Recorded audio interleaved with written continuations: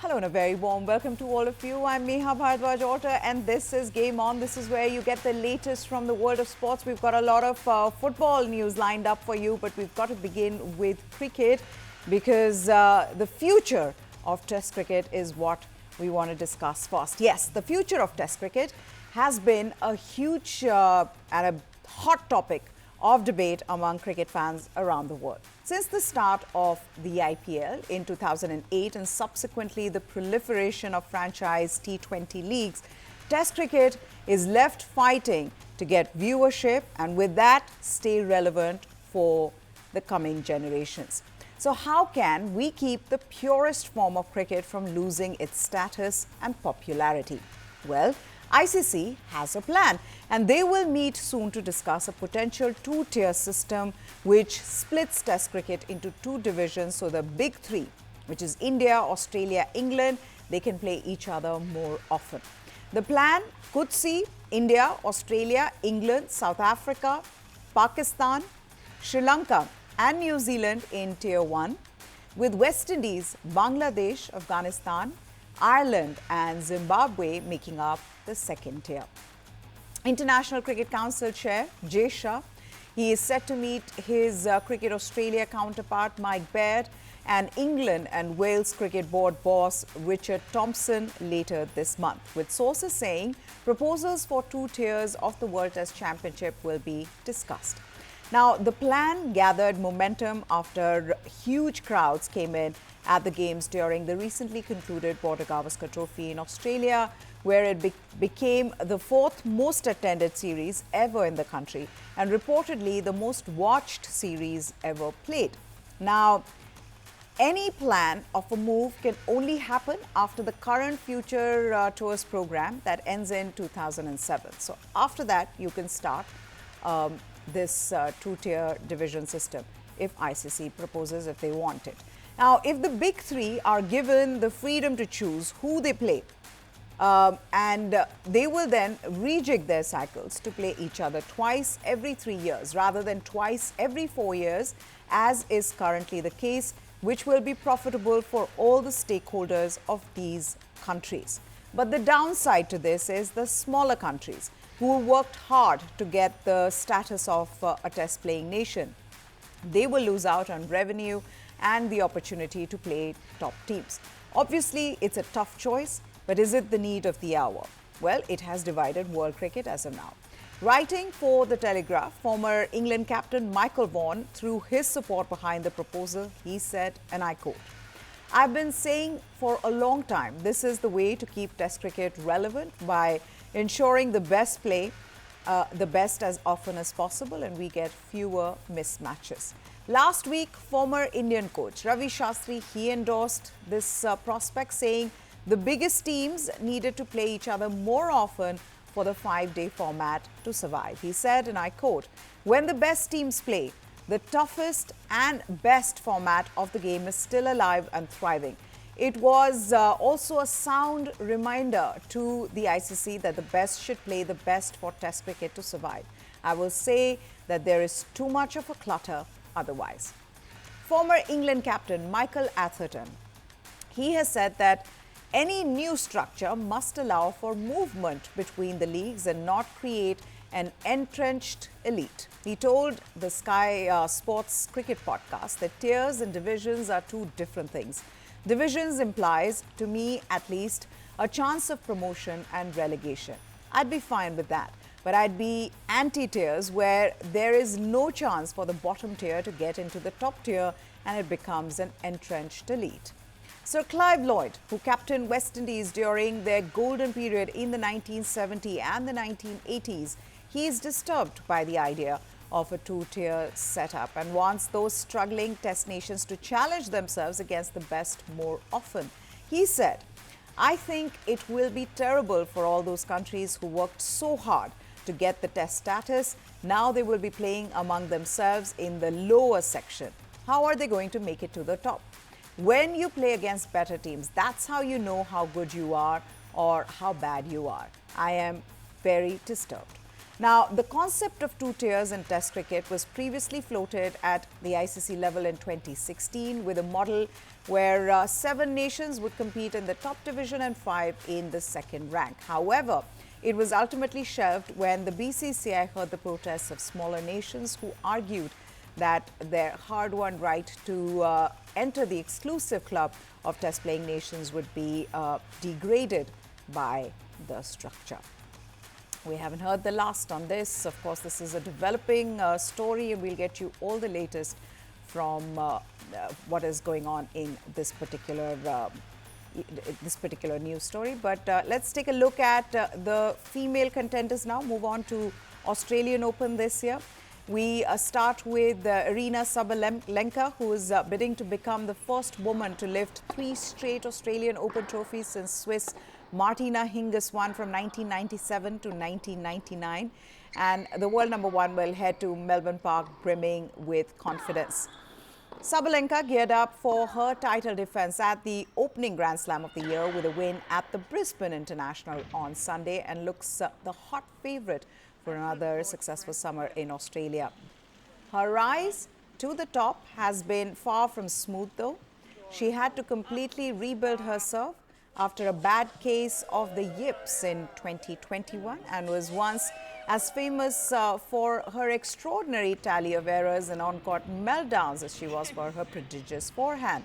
Sabalenka famously has a tattoo of a tiger on her left arm, a recognition of her sign in the Chinese zodiac and a reflection of her ferocious competitiveness on court. Well, the comparison is valid in the latter regard, and given that the US Open champion has lost only once in her last 28 matches at the 2 hard-court Grand Slams, it will take some stopping on Melbourne Park's blue courts for her opponents.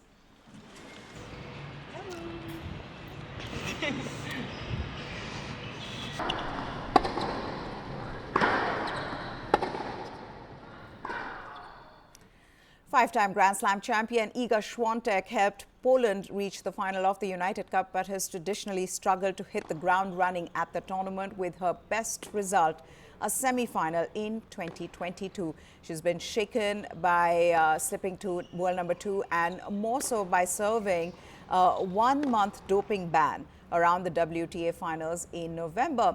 The 2025 Australian Open may be the most defining tournament of her career so far. Her best performance on the Australian Open's hard courts was the 2022 semi-final. She lost to American Danielle Collins. She tested positive in an out-of-competition sample in August for trimetazidine. The ITIA, which runs tennis's anti-doping program, accepted that it was caused by contamination of her sleep medication.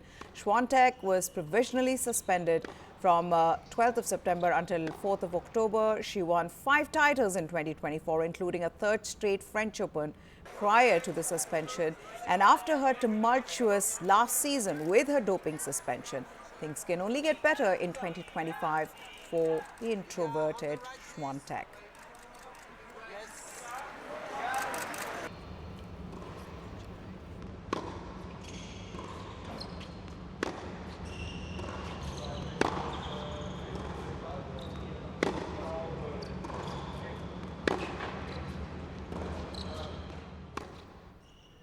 Right on her heels is American Coco Gauff, who defeated the Pole at the United Cup and has now racked up consecutive victories over Świątek. Gauff's victory in the United Cup is a continuation of her red-hot form. The 2024 season ended with her clinching the prestigious WTA Finals title, showcasing her incredible ability to rise to the occasion under pressure. Will her blistering start to the season culminate in a 2nd Grand Slam trophy? All eyes are on her as the tournament unfolds.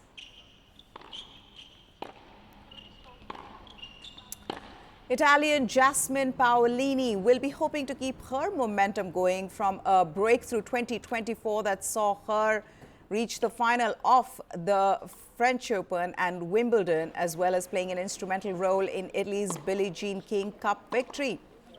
Last year's finalist Jen Kinwen also enjoyed a successful campaign, claiming the Paris Olympics gold medal and WTA Tour titles in Tokyo and Palermo. There is a strong American contingent in the draw, led by world number 7, Jessica Pegula, world number 8, Emma Navarro, and world number 11, Danielle Collins. The Australian Open begins on 12th of January.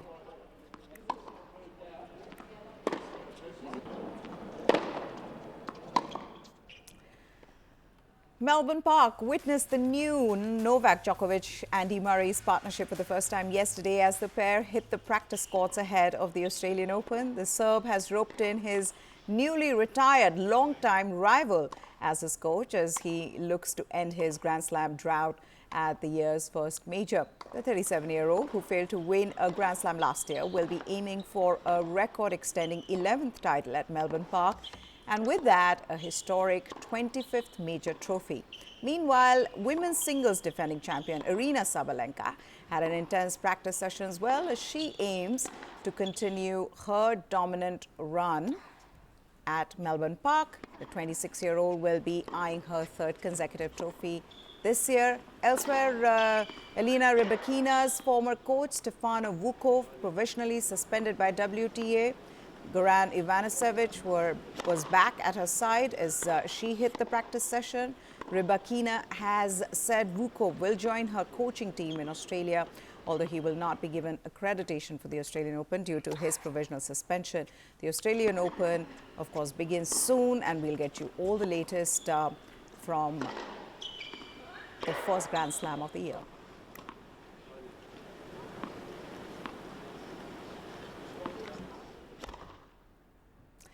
All right, let's get you all the latest from football. Alexander Isak scored his 50th goal for Newcastle United as Eddie Howe's side took a huge step towards the League Cup final with a 2-0 victory at Arsenal on Tuesday. Isak struck shortly before halftime in the first leg of the semi-final at a chilly Emirates Stadium and then had a big role in Newcastle's second scored by Anthony Gordon after the break. Arsenal were left to rue their failure to convert several good chances with Gabriel Martinelli denied by the woodwork in the first half and Kai Havertz missing a golden opportunity. In-form Newcastle, who've not won a major trophy since 1955, will now be the clear favourites to complete the job in the second leg on Tyneside next month. Tottenham Hotspur, the host holders Liverpool in the first leg of the other semi-final on Wednesday, and we've got that preview as well for you. Tottenham Hotspur will be without 10 first-team players ahead of their League Cup semi-final first leg at home against Liverpool, with the North London side aiming to end a 16-year trophy drought. Spurs' injury issues continue to mount, with key players out, while James Maddison and Pape Matar are suspended after the duo picked up 2 yellow cards each in previous rounds. Spurs signed goalkeeper Antonin Kinski from Slavia Prague over the weekend to strengthen the squad, but manager Ange Postecoglou will have limited options to field against Liverpool in their Wednesday's first leg at home. Spurs are without Christian Romero, Mickey van de Ven, Wilson Octobert, Richarlison, Ben Davies and Guglielmo Vicario due to long-term injuries, and they are unlikely to be fit before Wednesday's clash. Postecoglou said Rodrigo Bentancur, who missed Spurs' 2-1 loss to Newcastle United due to suspension, will be back, while others are still being assessed. Liverpool and Spurs employ aggressive and attacking brands of football, with the last match between the sides in December resulting in a thrilling 6-3 win for the Merseyside club. With both teams having scored more than 40 goals in the Premier League, another goal fest could be on the cards. I don't know if it's a nice time to play them. I thought it was a good game, and I thought, Manchester United really sort of lifted their intensity levels and, causing problems. But at the same time, Liverpool still had, you can still see the quality they possess. They still created opportunities. They're always a threat. They're like I said, they're a top side. They're really settled. I think they've just got about everyone fit and healthy. They can rotate players, so they're in a good moment, and it's going to be a great challenge. And our league results have been poor, so there's no hiding from that. Like I said, this is a separate competition tomorrow night. We've done well to get to the semi-final stage. We've beaten some pretty both Manchester clubs to do that. Hasn't been an easy road to get to the semi-finals. We've got obviously, an opponent who's been the standout team so far this year in all competitions. So a great test for us, but it's a semi-final, first leg of a semi-final of a cup, and should be exciting. Looking forward to it. And Hotspur captain Son Heung-min will remain at the club until 2026, at least after the Premier League club activated a one-year extension in his contract on Tuesday. The 32-year-old, who joined Spurs in 2015, has scored 169 goals and provided 90 assists in 431 appearances for the club. His current deal was due to expire at the end of this season, but he will remain at the club. With this team now looking ahead to playing against Liverpool, it'll also be interesting how he performs now that he's got the confirmation that he will be at the club. He is in the Premier League's top 20 goal scorers of all time and is the most prolific Asian player in the competition's history. The South Korean captain has earned 131 caps for the national side and has featured at the 2014, 2018 and 2022 World Cups. Yeah, brilliant. He's already had an outstanding career at this football club. He's been he's played a big role in sort of the last 10 years of made an impact at the club, made an impact in the Premier League. Great to extend his stay, and the kind of aim and the ambition is to make sure he finishes his Tottenham career with some sort. Real Madrid forward Vinicius Jr. has been given a 2-match ban for violent conduct in his team's 2-1 La Liga win at Valencia on Friday. Vinicius was sent off for slapping Valencia goalkeeper Stol Dimitrievski in the second half at the Metsala Stadium when his team were trailing 1-0. After an appeal by the club, the RFEF, in fact, has suspended the striker for 2 league games, clearing him for Thursday's Super Cup game against Mallorca. Real, La Liga leaders with 43 points, will look to retain their Super Cup title in the 4-team tournament in Saudi Arabia.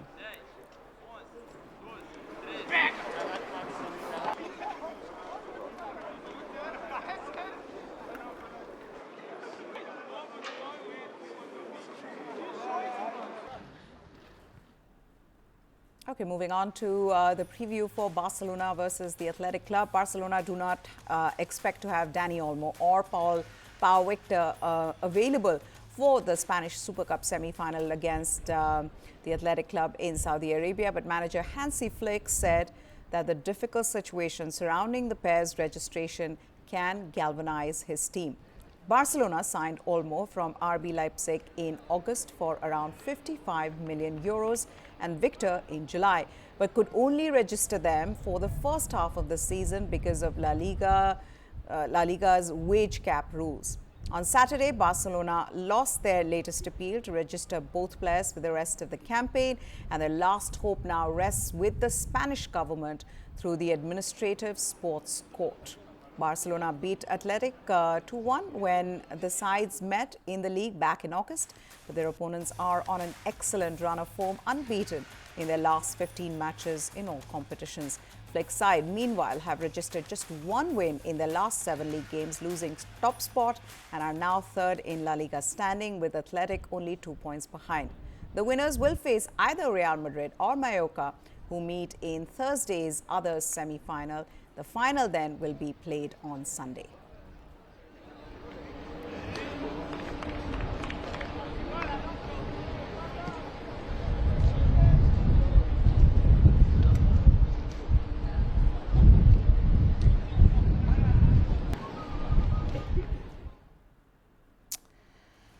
All right, let's also talk about Athletic Bilbao and their coach Ernesto Valverde. He has said yesterday that he was sorry about this whole situation with Barcelona.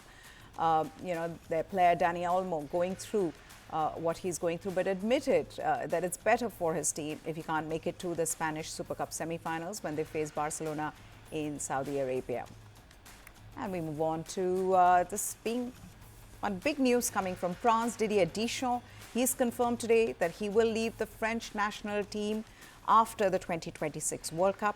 France's longest-serving national team coach Deschamps said it was time to stop. The French Soccer Federation has said yesterday that Deschamps will not seek to renew his contract, which expires in 2026. Les Bleus have not yet qualified for the 2026 World Cup. Deschamps took over from fellow 1998 World Cup winner Laurent Blanc in 2012 and led France to the World Cup title in 2018, 2 years after reaching the European Championship final on home soil. Having had won trophies with every club he managed before becoming France coach, Deschamps also claimed the 2021 Nations League title with Les Bleus. The former France captain, one of only 3 people to win football's most prestigious prize as a player and a coach, guided the national team to the World Cup final again in 2022, losing to Argentina on penalties after one of the best matches in the tournament's history. Deschamps' deal runs until after the next World Cup, for which Les Bleus have yet to qualify. In an interview to TF1 TV channel, Deschamps said, and I quote, "I've been here since 2012 and I have planned to stay until 2026, until the next World Cup, but it'll stop there because it has to stop there at one point. I've done my time here with the same desire and passion to maintain France at the highest level, but 2026 is a very good time to stop." And with that, it's time for us to stop. But it's also reminding me of the fantastic 2022 World Cup final between France and Argentina. Maybe I need to go take a look at the highlights again. But that's it in this edition of Game On. Hope you enjoyed it. Goodbye. Thanks for watching.